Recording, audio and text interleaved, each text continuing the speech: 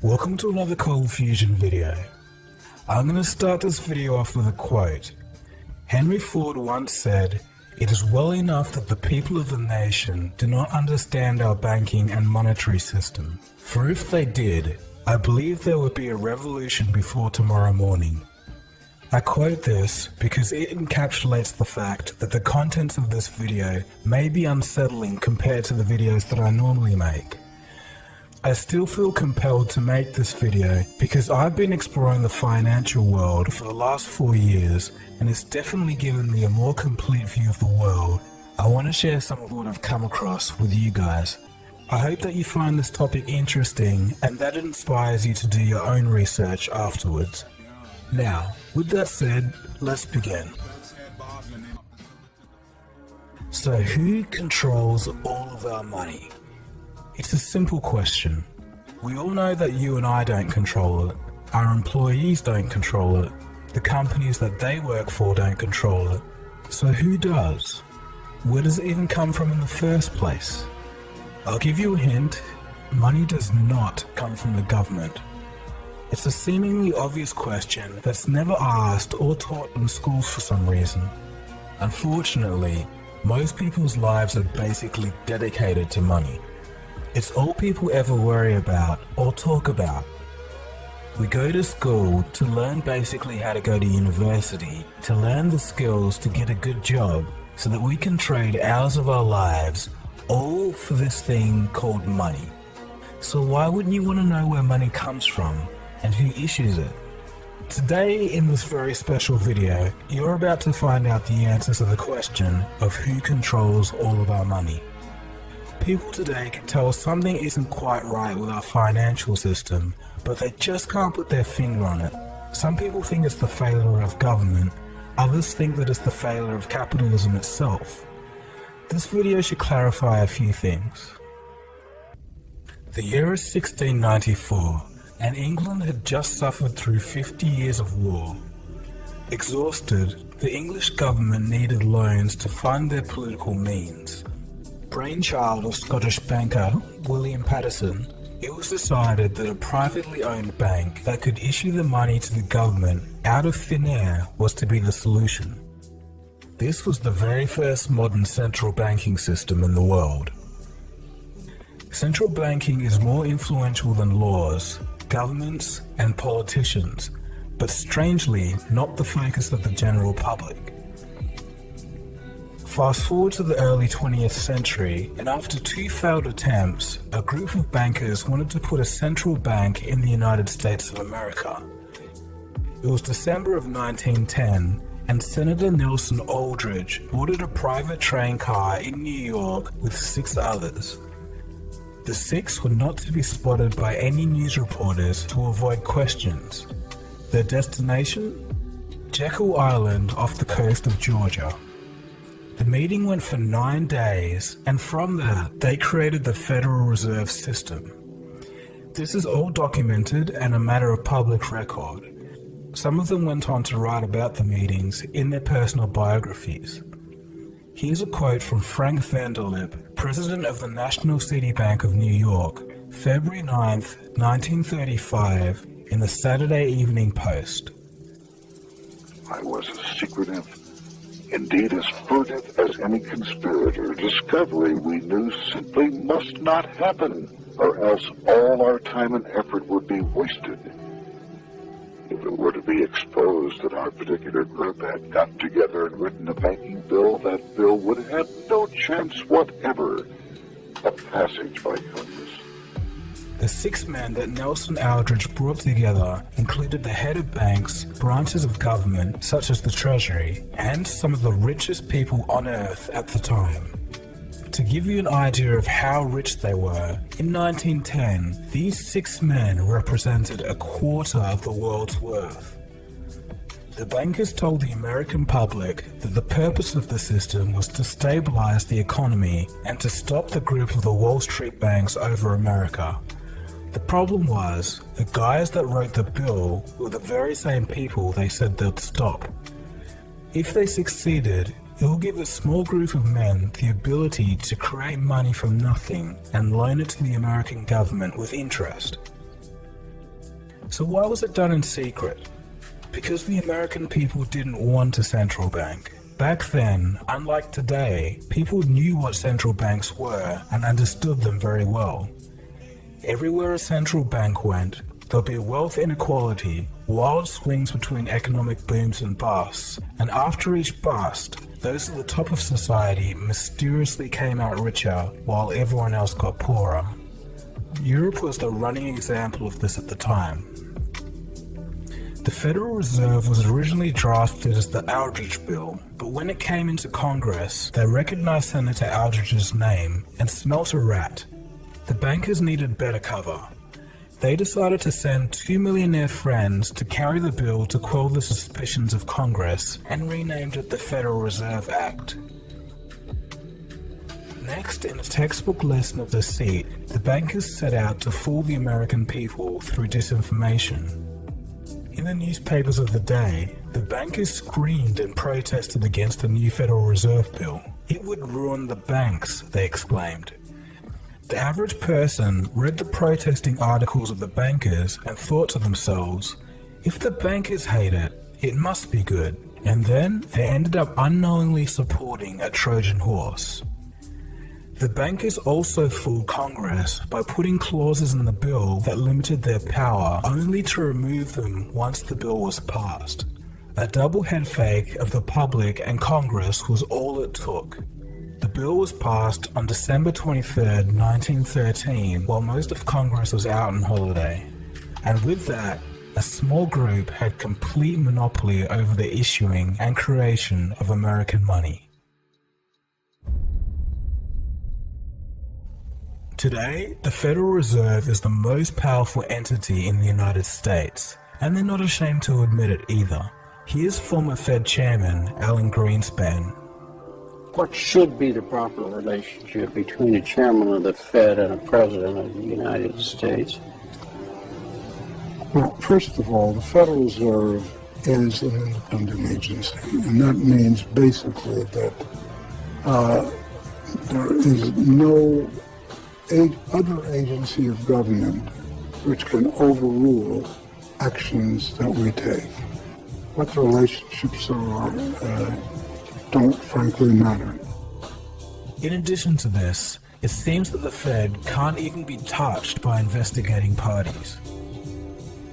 So I'm asking you if your agency has, in fact, according to Bloomberg, extended $9 trillion in credit, which, by the way, works out to $30,000 to every single man, woman, and child in this country. I'd like to know, if you're not responsible for investigating that, who is? We have responsibility for the Federal Reserve's programs and operations, audits, to conduct audits and investigations in that area. In terms of who's responsible for investigating, would you mind repeating the question one more time? Mr. Chairman, my time is up, but I have to tell you honestly, I am shocked to find out that nobody at the Federal Reserve, including the Inspector General, is keeping track of this. So what does all of this have to do with me, you might be asking? I don't even live in the US. Well, 2 reasons. Number 1, the central banking model from the Bank of England and the United States has now been put in all countries, and even consolidated power in parts of Europe as the European Central Bank, or ECB. This unites separate countries under one economic policy. The only places in the world that don't have central banks are North Korea, Iran, and Cuba. In 2000, this list suspiciously included Afghanistan, Iraq, and Libya. And number 2, since the end of World War II, the US dollar has been the reserve currency of the world. This means that all central banks hold US dollars in their reserves. In other words, all other currencies are backed by the US dollar. This directly links your country to the Federal Reserve's monetary policy in America. More on this later. When the post-World War II monetary system, called the Bretton Woods system, was created, all US dollars were backed by and exchangeable for gold. A byproduct of this was that currencies used to be very stable in relation to each other. Before that, all the countries, the exchange rates were fixed, and year after year you could predict what prices were going to be. You could start a business elsewhere, know if you were, you could calculate profits. Business was much, much easier before floating exchange rates. Unfortunately, in 1971, due to a falling US dollar, international capital flows into gold, and the funding of the Vietnam War, President Nixon took the US dollar off the gold standard. I have directed Secretary Connally to suspend temporarily the convertibility of the dollar into gold or other reserve assets. Now the dollar was floating and backed by nothing, and has been ever since. Okay, so let's think a little. If the US dollar is backed by nothing, but the world's reserves are backed by the US dollar, intrinsically, since 1971, doesn't this mean that all currencies are now backed by nothing tangible, only trust in the American government? Well, this is correct. Money backed by nothing is known as fiat currency. Fiat in Latin means let it be done. In other words, the government says it is money, so it is. A consequence to having money backed by nothing is that whenever the Federal Reserve creates money, it dilutes the currency supply of all other nations because their reserves are backed by the US dollar. All countries' reserves are worth less each time money is created. In the past few years, the Federal Reserve has printed trillions of dollars, and countries like Russia and China have noticed this. As a reaction to the money printing, these countries have been selling US dollar reserves and buying gold over the same period. But wait a second. Some of you clever thinkers out there may have asked yourself, if every currency on earth is backed by nothing, how am I able to pay for things? Well, as it turns out, the whole economic system today is running because it's backed by faith. Faith that you can exchange your unit of currency for goods or services. In a way, part of that faith comes from the fact that not many people actually know where money comes from. We're about to find that out in this video.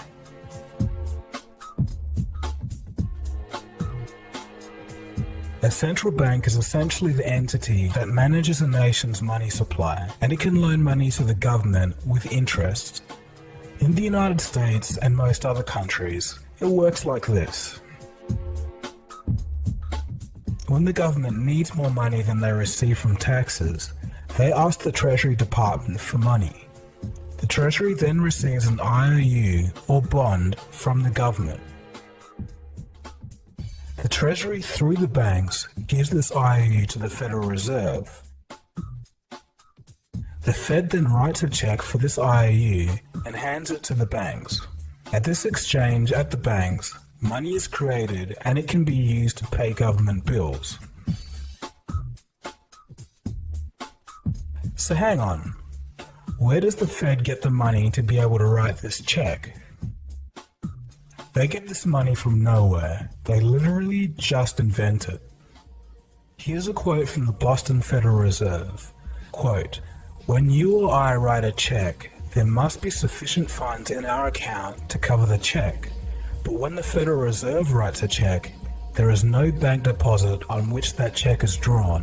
When the Federal Reserve writes a check, it is creating money." End quote. So in essence, they're writing a check and creating money from an account that has no money in it. The money the Federal Reserve creates can be used as legal tender to buy things and eventually makes its way into the real economy. If you and I did that, we'd go to jail for fraud, but they can do it because they invented the system. This is the same system used throughout the world today. Another part of this money creation happens at the commercial bank side. Every time you take out a loan to buy a house, car or TV, banks create money out of nowhere to give you this loan, and you still have to pay interest on it. And don't just believe me when I say that. Hear it for yourself from the horse's mouth, the people running the system. Graham Towers, former governor of the Central Bank of Canada, states, quote, "Each and every time a bank makes a loan, new credit is created, new deposits, brand new money." End quote. Paul Tucker, Deputy Governor of the Bank of England, quote, "Banks extend credit by simply increasing the borrowing customer's current account." End quote. So what they're basically saying is that each time the bank makes a loan, the bank doesn't use other people's deposited money and give it to you. It creates new money. In modern times, this means typing digits into a computer. 97% of all money is digitally created like this. Only 3% is the physical cash and coins that we carry. Another crazy thing that commercial banks can do is lend out 10 times more money than they actually have in reserves. This is called fractional reserve lending. So who wrote this ridiculous system into law? For the United States, it was part of the Federal Reserve System drafted in 1913. And again, this is the same system used throughout the world. So what's the issue? Why should I even care? Well, there's consequences. When more loans are given out, more money is created, and the rest of the money in circulation is worth less and less as the years go on. This is known as inflation. In a way, inflation is basically a tax that we all pay for the fraud of money printing. Easy money now in exchange for tax on our future generations. It's also why in 1950, a house used to cost $7,000 and a car $2,000. Obviously, this is no longer the same today. Things will always keep getting more expensive as long as this system is in place. This was actually kind of okay because wages grew in relation to inflation until about 2008. Why this stopped happening is a story for another day. So things are already pretty crazy, but they get even crazier. The more you look into it, the stranger things become. So remember how we're talking about how central banks and commercial banks can create money out of nothing? This procedure actually does create something. It creates debt. Let me explain. When you take out a loan, it's written down as an asset in the bank as a negative form, kind of like a negative value of money, or otherwise known as debt. Under this system, debt is actually money. And again, don't just listen to me. Marina Eccles, former governor of the Federal Reserve, states, quote, "If there were no debts in our money system, there wouldn't be any money." So in essence, instead of gold being the backbone of our economy, it's now debt. The system we're under now is sometimes referred to as the debt-based monetary system. It requires that debt always grows. Countries and people must become deeper in debt so that there's more money in the system, because remember, debt is money. If people and governments stop borrowing money and pay back loans, the debt doesn't grow, the money supply shrinks, and the system falters. It truly is bizarre, but we all live in this system each and every day. The Federal Reserve and other central banks control money by adjusting its supply and how much it costs to borrow money, otherwise known as the interest rate. With these tools, and as a consequence of human group psychology, central banks can create booms and busts in the economy at will and also distort and derail an economy by messing with it. Let's take a quick case study. In the year 2000, Federal Reserve Chairman Alan Greenspan cut interest rates to 1%. He did this to try and fight off recession from the dot-com bubble and encourage people to borrow money. When interest rates are low, if you're borrowing money, you save a whole lot on repaying mortgages. Since a 1% interest rate hadn't been seen at the time since the 1950s, it was a pretty good deal. Greenspan's idea was that he could create a wealth effect. People would start to buy houses, the prices would go up, and the people would feel wealthier and spend more money in the economy and stimulate it. Greenspan sure succeeded in getting people to borrow money to buy houses, But they borrowed too much, and the result was the 2008 housing bubble. This is a prime example of what can go wrong when central banks mess with an economy. Yes, corrupt bankers have a lot to answer for in their role in the 2008 crisis, but the Fed has a far bigger long-term impact. Even crazier things are happening in Japan. Their central bank is buying so many stocks that they were the #1 buyer of Japanese stocks in 2016. So they have part ownership of companies with money that they created from nothing. So in essence, it is the central banks that control our economy and the central and commercial banking system together that control all of our money. The difference is, central banks can create money at will, while commercial banks need loans to create money.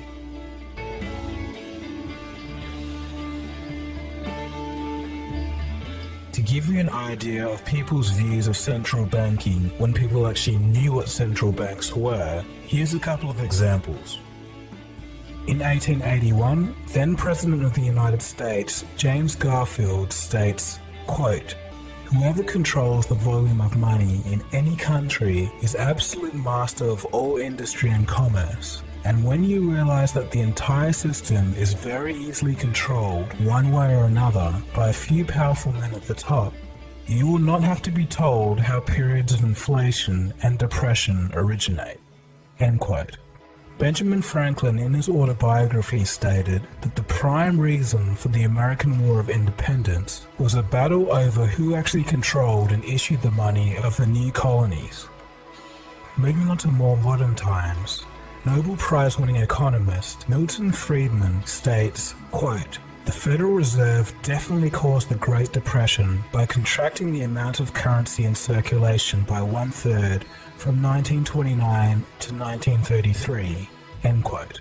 So with all of this being said, some would argue that central banks are not inherently a bad thing.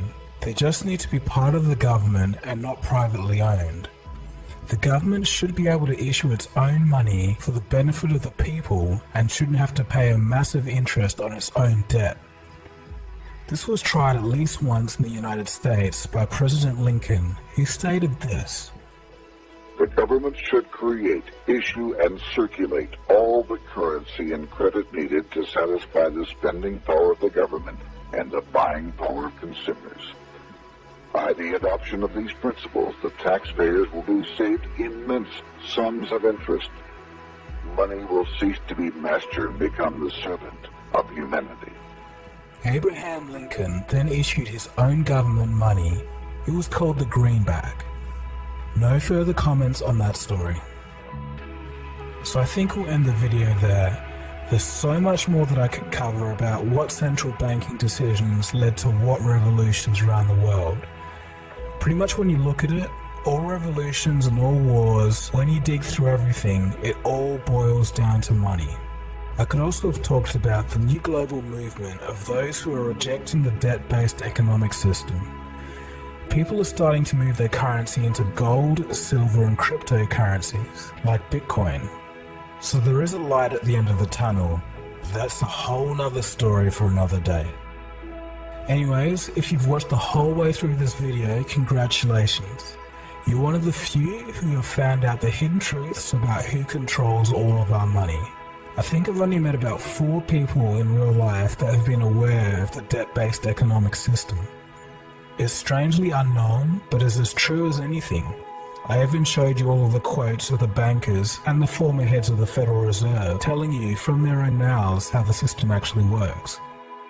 If this is your first time hearing all of this, I encourage you, as I said before, to do your own research, and then you'll start to see the bigger picture, and the world today will make a whole lot more sense. If you want some good starting resources, I recommend Mike Maloney's Hidden Secrets of Money series. It's here on YouTube, and I'll leave a link below. Mike is a very knowledgeable guy, and I've had some great long conversations with him about the economy. If you are into reading and you want to know more about the history of the Federal Reserve, I recommend the book by G. Edward Griffin, The Creature from Jekyll Island. So anyway, I think I'll stop talking now. Thanks for watching this video. This has been Dagogo. You've been watching Cold Fusion. Feel free to subscribe to this channel if you're new. This isn't the stuff I normally make, but I think you'll like the other stuff anyway. I really hope you learned something from this video, and I'll see you again soon for the next video.